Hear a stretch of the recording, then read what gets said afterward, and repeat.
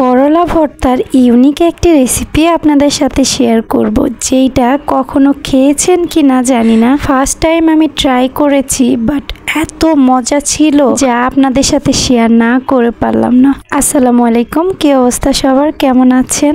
আমি আজকে পাকা করলা ভর্তা করব। দেখুন কত সুন্দর পেকে গেছে আর বিচিগুলো কত সুন্দর লাল টুকটুকে হয়ে আছে। এই করলাগুলো শহর অঞ্চলে খুব কমই দেখা যায়, কিন্তু গ্রাম অঞ্চলে খুব বেশি পাওয়া যায়।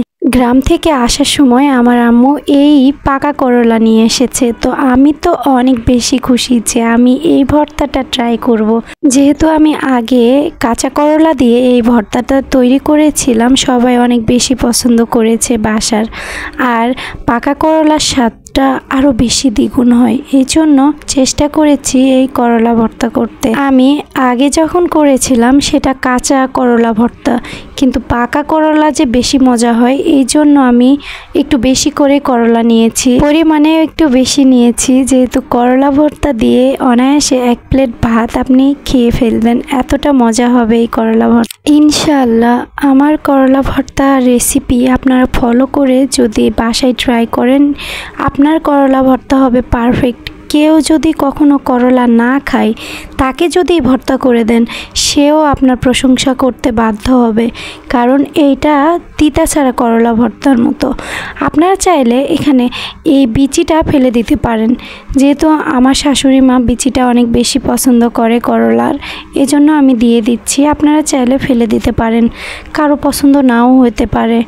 এই প্রসেস ফলো করে আপনি কিন্তু করলাগুলো বিচি ছাড়িয়ে একটু স্লাইস করে নিয়ে তেলে ভাজতে পারেন, এতে করে রেজাল্টটা একই রকমই আসবে, কিন্তু পাকা করলাটা বেশি সফট হয়।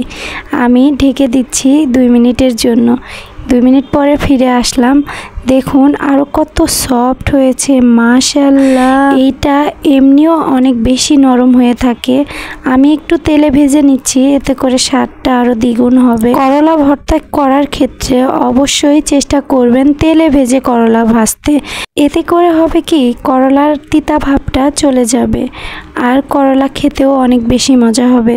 যখন আপনি পানির ভাপে কিংবা অন্য কোনো প্রসেস ফলো করে ভর্তা করবেন, সেক্ষেত্রে তিতা ভাবটা রয়ে যায়। আর আমি যে প্রসেসে করেছি, এখানে কোনো রকম পানি ইউজ না করে গরম তেলে আমি করলাগুলো ভেজে নিয়েছি। এ পর্যন্ত দেখে আপনার কাছে যদি আমার ভিডিওটি ভালো লেগে যায়, please support and subscribe my channel. আর আপনি যদি অলরেডি এই কাজটি করে থাকেন, আপনাকে অসংখ্য ধন্যবাদ আমাকে সাপোর্ট করার জন্য। ছোট্ট এই চ্যানেলে আপনাদের সাপোর্টটা অনেক বেশি জরুরি।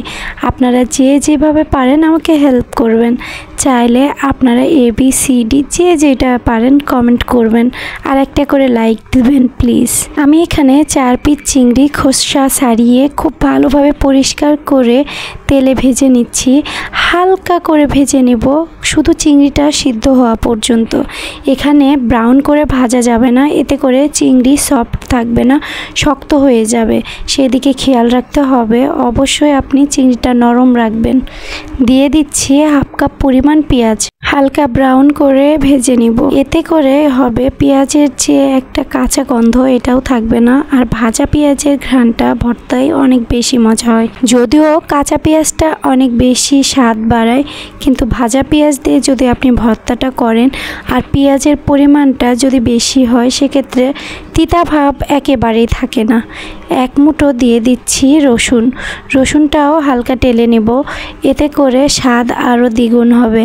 কাঁচা রসুন দিলে এটা আসলে গন্ধটা ভালো আসে না। যদি এইভাবে পেঁয়াজ আর রসুন খুব ভালোভাবে টেলে নেন, সেক্ষেত্রে স্বাদটা আরও দ্বিগুণ হয়।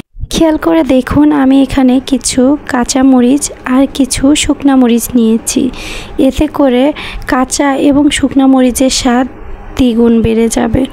আর কাঁচামরিচ আর শুকনো মরিচ দুইটা খুব ভালোভাবে টেলে নিব।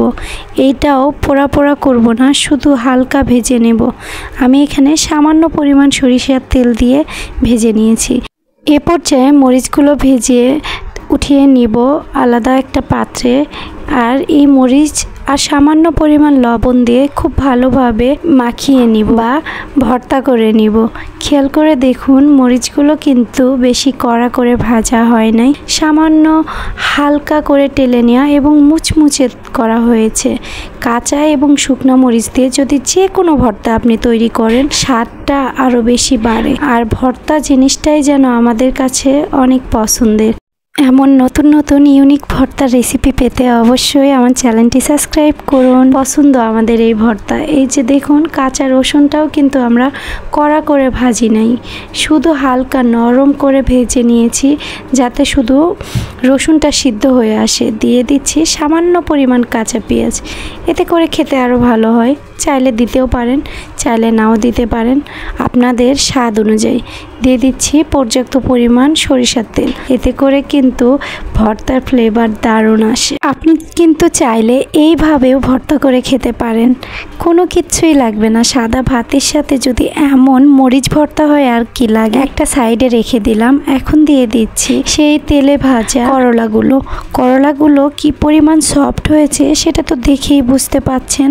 দেখুন হাত দিয়ে ধরতেই যেন গলে যাচ্ছে।